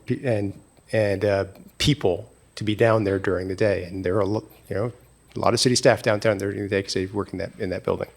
So I think that's one level of question, is downtown versus Adjournment. I think that's a values question in part, and I think it's also an economic development question in part. And I think so what I would be looking for in order to move the conversation forward is how can we start to answer some of those questions. Some of the values questions we can, we all bring values and the community brings values. And we'll have the conversations in part of the strategic plan. What is the value that we have? So I think all that's fair game. I think the challenge of having a broader community conversation about this that's productive is that it's hard for people to think about this without thinking about the cost and how we're going to pay for it. So I think the second set of questions is really the cost of the status quo. I think there is a cost to the status quo, and I think we need to really start to capture that. It's not like doing what we're doing is absolutely free and everything. If we consolidate something, it's going to cost money. There's a cost of both. I think the cost of consolidation, I think I see, as I'm seeing here in this presentation, I'm seeing things that are costs, and then I'm seeing things that are negative costs. And so, the sale of property to actually pay for something that's what we're expecting. So we're going to need some ballpark figures on that. If we're expecting the sale of the move of the B Street Yard facilities down to Hardesty and then eventually disposition of B Street Yard, that's got to generate we got to have some number on that that's going to reduce the cost of the bond. I agree that there'd have to be a bond eventually, but we need to start to put some numbers really, lots of plus 30, minus 50, but some sort of confidence interval around it. So I think some notion of cost for people to really get their heads around this. Otherwise, it's kind of hard. It's just I think, or I wish, or and then the other thing is you just said something, Sabrina, that gives me a partial answer to what I'm thinking we need. Is my observation of our general fund is that part of the challenge in our general fund, and we've had conversation in this room about are our expenditures going up? Is the difference between revenues and expenditures, is it changing? Well, part of what happens in our general fund is we fund capital expenditures out of it. We fund the community center and the Pioneer Hall. That came out of the general fund. And all of a sudden, so that's not an operational expenses. So I've always thought it's really bizarre, ever since I was on the budget committee, that we mix capital and operational, expenses in our budget. And that's why we get wild swings. I remember people talking, well, the budget went up by this amount, and then next year, well, our budget went up by that amount because we budgeted for a water treatment plant. That didn't actually happen last year. So all of a sudden our budget is, our actuals are, a lot less than that. So I think we need to have something. You said something about a facility fund. I think we have to have a facility fund that actually allows us to budget for this stuff, that allows us to put this money from the disposition of properties, that allows us to use that money for either the status quo or the consolidation in new ways. But I'm worried by what you just said, or what I think you just said, is that when cities do that, cities raid that facilities fund. So I want to make sure that we're not just going to raid it and use it for our other goodies. So I think, putting some strong financial policy rules in place that does not allow that money to be used for anything other than capital facilities plan Okay. projects, or would, in theory, prevent that. There's workarounds for everything, depending on the will of the council, but that is something that we can aim to do. And I would recommend, as we divest a property, such as Clay Street, that we start funding that fund. Yep. Because right now it's, something happens, it's contingency. Something, it's an emergency every time. There's no plan. Because all of our money has gone to operations. And that also takes some of the pressure off our general fund as well, because part of the pressure we have in the general fund is that's the only place to go to get some of the, emergency things that we have to do. Okay, so I think those are, for me, those are the three sets of kinds of questions or areas that we need, that I would suggest that we could get more information on in order to really move this conversation forward. This sort of downtown versus status quo, or down versus outside of downtown, cost of status quo versus cost of consolidation, and some sort of pluses and minuses with the dispositions. And then, can we go ahead and set up a facilities fund? That seems like the easiest of all three. We can just do it with the appropriate protections, so that that's not used for other things. Councillor Duquesne? Thank you, Mayor. Looking at things that I think are important also, and I have to agree with City Manager, looking at that fund, we could start it with the sale of the Clay Street property, maybe make it a restricted fund so that it would go towards things like this. Mayor, you mentioned something about what does the community actually want, and I think we should ask the community. We have a great opportunity coming up at the State of the City, and I think it would be a wonderful opportunity to follow up with this. What does the community want? I, too, would like to be able to looking at the properties that we would sell and also putting that into a fund for repair or replacement of properties. Because on this list, something that I asked earlier is if the safety report impacted the red and the black dots that we saw earlier. And Scott, I believe you said it did. And looking at some of the things that were on the safety report list, were pretty low-hanging fruit, like fixtures, replacement, blackberries, unsecure conduits, and I saw rats and hornets' nests, fumigation. Some things are pretty low-hanging fruit that I think can be repaired with the sale of these properties that we're looking at. And I believe that how do we find out? We ask the people and use this first opportunity on the 21st. And I, too, would like to be able to see what does it look like once we hear from the community to repair instead of replace. What does the dollar amount look like? Because I believe, just my opinion, that keeping City Hall where it is and opening it back up, that would bring so many people downtown. So many people miss downtown, not being able to go and talk to the mayor or the city manager or go pay a utility bill or ask a question. So I believe we should definitely ask the people before we look at the selling of certain properties. And looking at the safety report, I think was great. Take the money from the sale of properties and start to repair the things on the safety report. Councilor Sherrill? Thank you, Mayor. I just wanted to share just a little bit of the, maybe not Counselor Kaplan-proof data points, but just like using the facilities a lot. And I mean, there's 3 spots at ComDev now, and they're hard to get. A lot of times going into the community development office for either building or for zoning or for public works or for engineering or for code enforcement or for building plan revisions. There are people in multiple different spots. A lot of times I'll have to stop there. I'll maybe stop over here. I see a big value of having everything consolidated in one spot. There's also a huge economy of scale. I mean, is it easier to maintain 100 little houses or one 100-unit apartment building in one spot? I mean, maintenance is easier. All the paint's the same color. There's a bunch of rules that I think would support that. Another thing I want to be clear about is, you know, it'd be really hard to give anybody a couple of weeks and a huge report and then have them report back to us of how we should remodel our house. So I want to be like aware of, you know, what staff wants. And at the same time, just my experience talking to a lot of people is most people don't give a damn. They just want the water to come on when they turn their tap. They want power when they turn the switch, and they don't want to pay for anything. They just don't. And regardless of if we need a bond to take care of our buildings, we're going to need to do that.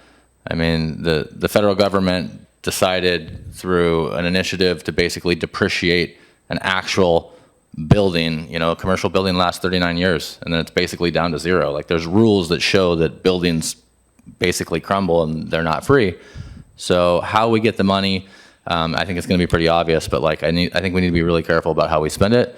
So I would be asking for not just like how much is it going to cost. We could, in 10 minutes, we could find out, hey, we're remodeling for 400 a square foot and we're building new for 800 a square foot. How much square footage do we need at both places? Go, like done. I'm more interested about if we divest in a building, what's the lease rate? We have apparently, I believe, some real estate professionals on staff now, contractually anyways, like can we get appraisals for Briscoe? I mean, even if we went to Briscoe, we still have to keep the services here. We've got a lot of infrastructure here. It makes sense to me as like a builder to like have it here. And that is obviously a higher value piece of real estate in my opinion. But that would easily be supported with data if we used a contractor that we're already paying to appraise real estate to give us some values for that whole block, which is an amazing purchase that we made. I think we have a ton of upside equity if I remember the range of the purchase price we made on that building. So I'm more interested in, you know, what value would we get, not just how much is it going to cost us. It's like we have our expense and our value. And the 3 things that Councilor Kaplan brought up, I had written down too in a little bit different format, but location, cost, and value. So not just the cost, what value do we have if we divest? And then the last point I would make, I think, is with, to kind of tie in with what the mayor said about keeping some, you know, civic engagement downtown and the city hall building and how that was gifted to this city and the hoops we're going through right now to straighten that out. I think it is key that we also have some sort of a hub, even if it's a kiosk. We have some part of the city of Ashland in the core of Ashland downtown, but also realizing that maybe even by the time that this is implemented in 5 or 7 or 10 years, like our workforce is going to look a lot different, and we're not going to have the same needs today that we think we have. So that's just, I don't want it to sound too opinion-based, but that's some data I've felt maybe would be a little bit, maybe some value sharing. So thank you. I think if I could just, a consolidated campus, we need less of a fleet. There's some other extraneous things that kind of impact from putting everyone together where our costs over time decrease because we are not driving around from building to building. I mean, we're still going to need a fleet. A lot of what we do with those vehicles is go out to the customers. But in terms of having to go between the buildings, we can more have a pool in a centralized location than need separate vehicles. So there's some economy of scale that comes from a consolidated campus. We also need less front desk people. We need less, if we're in a centralized building, not every department is going to need a front desk person. So there's some things there where the consolidated campus makes sense. But I think to Councilmember Kaplan's point, there's a values question here of where does operational efficiency and long-term cost savings fall versus maintaining what we've always had versus having a civic center downtown versus economic something else. I think that's really what we need from council is an indication of what is your priority overall. Long-term cost savings, consolidation, just keeping what we have and fixing it. Like what is the vision? Councillor Dale? Thank you, Mayor. Yes. So point of real quick clarification, you're absolutely right. Those documents were in our retreat from the beginning of December. I was looking at different questions, but yes, we've had them for more than 5 days. So just credit where credit is due. Just wanted to say that. No, thank you. I appreciate what the council has said thus far and certainly agree. There's a couple things, though, that as Councilor Kaplan was talking that I think is so important that it absolutely bears repeating. Two things, in fact. One he said in the past, so I hope you don't mind, will correct me if I misquote you, but the first one he did was say, it is so incredibly important that we clearly articulate the costs of doing nothing and what it takes to maintain the current buildings, period. And I want to drill down on that just a little bit more because it's nuanced, but there is a difference between doing nothing and saying we're going to do something but being delayed. They're similar but different, and each one has its own costs. And so what we want is, again, this will be a bond. We're going to look at our whatever properties we have. We'll try to make it as economic and efficient as possible. But I think our desire is for sure is this will go to our citizens. This will go to community. This will be a shared values. But what cannot happen is that the community will make a decision. We'll make a decision. But what that decision cannot be is uninformed. So we have to ensure that everybody is as informed as possible. And that includes, it's not just one-sided. It's not just as Councilor Kaplan and others have said, this is the cost, but no, we're just skating if we just continue to do this. And that needs to be clearly stated. And I appreciate all the work that Scott and your staff and Sabrina, where you're going with this. The second thing is, and again, to quote Councilor Kaplan, he said it before, is having this campus structure lends itself to one of our values, which is customer service. And that is just something that is so important because it is, we are providing services. And a lot of those services are, I turn on the water and it just comes on and I think nothing of it. That is an amazing customer service, and to be honest, and we've said this forever, we take it for granted sometimes. But part of that customer service too is who's greeting you when you walk in the front door too in this, and what is that like, and what is that? I mean, that is in and of itself a very important value as well that we offer the city of Ashland. And so that all kind of ties into that. So in addition to just the numbers and the data and so forth, we need to socialize those values too and come together, as a full community, because this does, in the end, all tie together for the next half century, if not more. So thank you. I appreciate the good work, really. Yeah, and just one thing to keep in mind, maintaining the status quo or a consolidated campus, more than likely, both of those things are a bond. Because again, we have no money for facilities. We've let them go significantly, so there's a significant dollar amount that is needed. So I think it's really knowing that we're going to need significant investment in these civic buildings to be able to continue to provide service. What is the vision for how that money is used? Yeah. And I think that is an even bigger part of the reason why this has to be a very vibrant community conversation, because at the end of the day, it will require investment. And it is, I think, critically important that we understand that doing nothing is not free. It is actually the most expensive option. And I think that the numbers are here in front of us about what it takes to limp along rather than making larger investments. I'd like to go back a little bit to the consolidation element, because there's actually some benefits to consolidation that we haven't talked about today. We've talked about just the proximity and the efficiency, but there is also a benefit of ideas that happen when different departments are in close proximity to each other and they're able to have conversations. I know the workforce is changing, more people are working from home, all of that, but I think that city government is going to be one of those places where people still are coming to work, into the foreseeable future.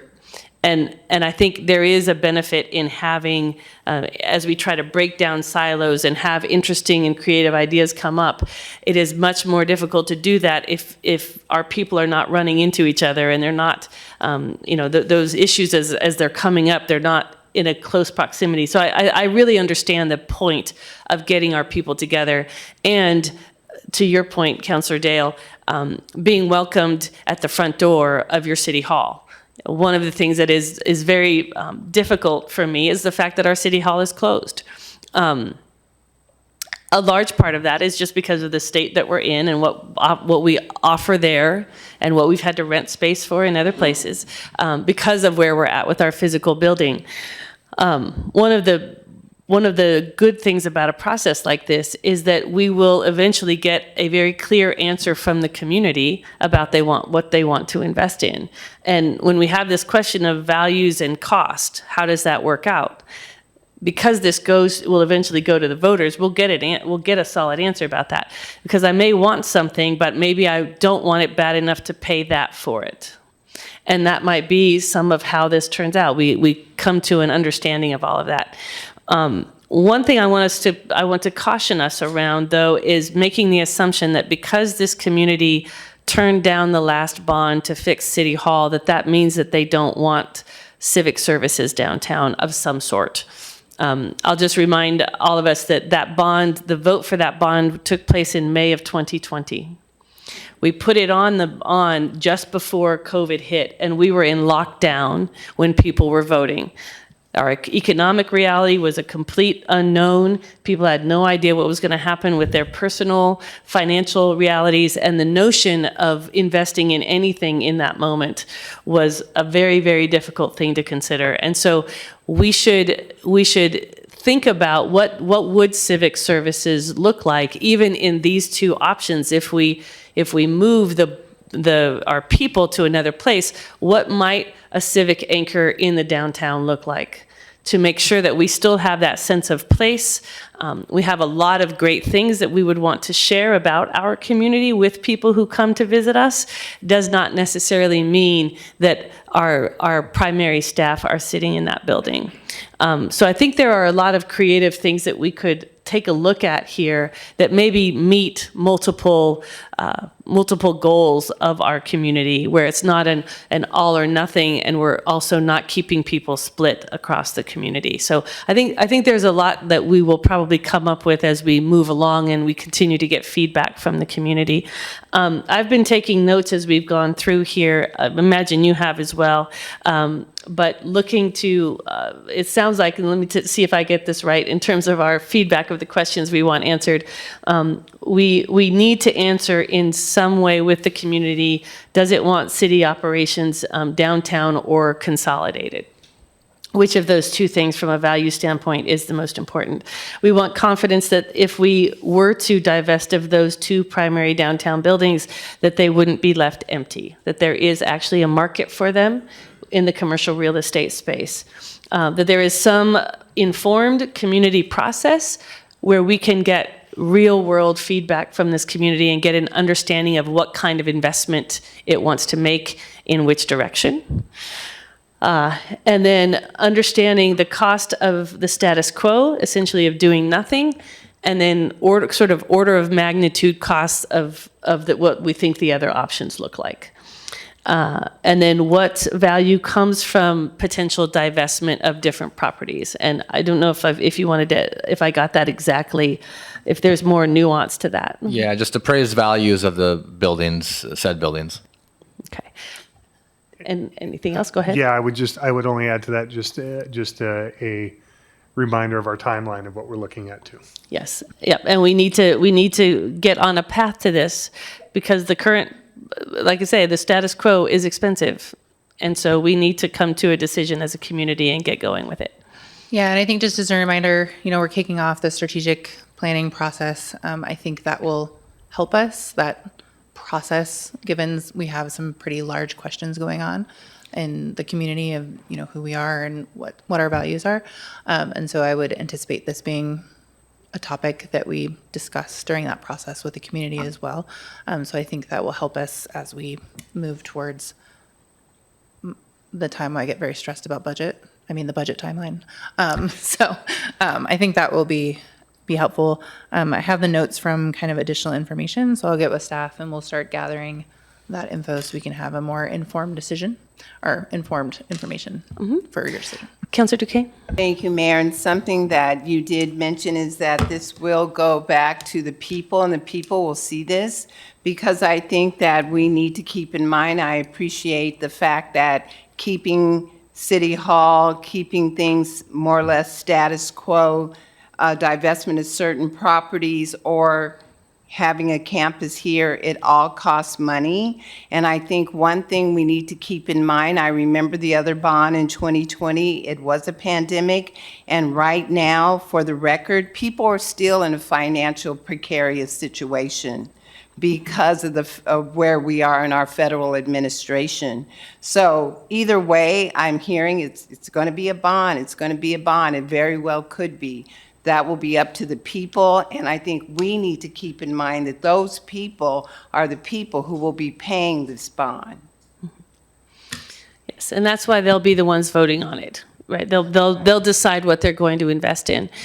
One of the things before we close out today, there was a suggestion, I believe Councilor Duquesne made it, around some of the items that we see in this report appear to be relatively minor, but kind of spread across the system. And so we see some things that appear to not be major capital expenses, but are repairs that we just don't have the funding for.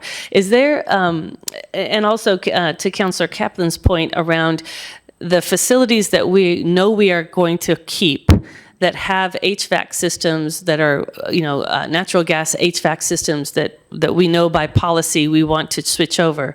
Is this something for the staff to think about in terms of, it looks like we have one property moving towards divestment. There should be proceeds coming in relatively quickly. Is that something where we can continue to do good work? We know you've made a lot of good progress from the safety report. Could we be looking at an initial investment of that first small tranche of funding to see what we can kind of tackle at least in the buildings we know we're keeping? So I would propose this. I will get with finance to create a facilities fund and some financial policies around that facilities fund for you all to adopt. We can, look to have guidance that any divestment money goes to that facilities fund. I need to talk to Public Works because some of the land is owned by the enterprises, and so it's not all just a free-for-all with the money. And so we'll figure that out. In terms of starting information, we are going to put together a project page with our facilities information, our master plan put out on the main page, and we'll have some subsections like City Hall. There's a long history there, obviously many years of discussion. So starting to putting some of those historical pieces together so that we can guide people, you all can guide people to the correct information as questions start to come in. So we are going to be working on that. So I think those are action items that we can do in the short term while we gather the information that's been requested. In terms of fixing the low-hanging fruit on the safety report, when I have funding, happy to do it. Right. Great. Yes, Scott. One of the points that we're talking about too, I think is important that we haven't specified is in this facility planning study, When we started it in discussion with the city manager, over the planning period of whatever option gets chosen, there was a 0 staff increase proposed. So we're operating on a net basis within that 20-year planning window as part of how they analyze the space needs and use as part of that. The other thing that goes to the safety committee issues and things like that, we've been kind of looking at what industry standards are for maintenance technicians for space. And in general, a maintenance technician can handle 35 to 50,000 square foot of space. We have 2 for over 200,000 square feet of totalized space, used, unused. And you consider that they aren't at one building. In order to do a project, they have to load up the van with whatever they need. They need to drive it to another location. They need to do that project. Then they need to drive back to the location, reestablish. And so I think Councilor Sherrill mentioned some of these efficiencies. That's one of the efficiencies that you get from a staffing standpoint as well, is a majority of what would happen would be in one location. If it were up to me and a recommendation in the next budget cycle, the status quo would require 2 additional FTE to support just those light bulb related issues, because they are running at full speed all over the city every day. And I think that's the point of this, right? Is we've gotten up to that point where we cannot, this is not going to hold together with what we've been doing, right? We're at that, or maybe even a bit past it, and that's why we have to come up with a decision and move forward in one direction or another. One of the things I also wanted to that I hope we pay attention to is, and you'll hear me say this every time we're looking at population estimates, but they assume that our future looks a whole lot like our past, and the world is changing rapidly, and we should not. We need to make sure that we build in enough flexibility in case those numbers are low, that we have space to expand, that we have place to put in additional staff members. We don't want to overblow those and make it to where we're building a bunch of facilities we don't need, but we will need flexibility in looking at that. We need to be careful that we don't put more stock than is appropriate in those numbers. Any final comments on our way out today? Just one, you're going to have to get out because there's another meeting at 5. That works for us. Always good to have a time limit. All right, meeting is adjourned. Thank you so much.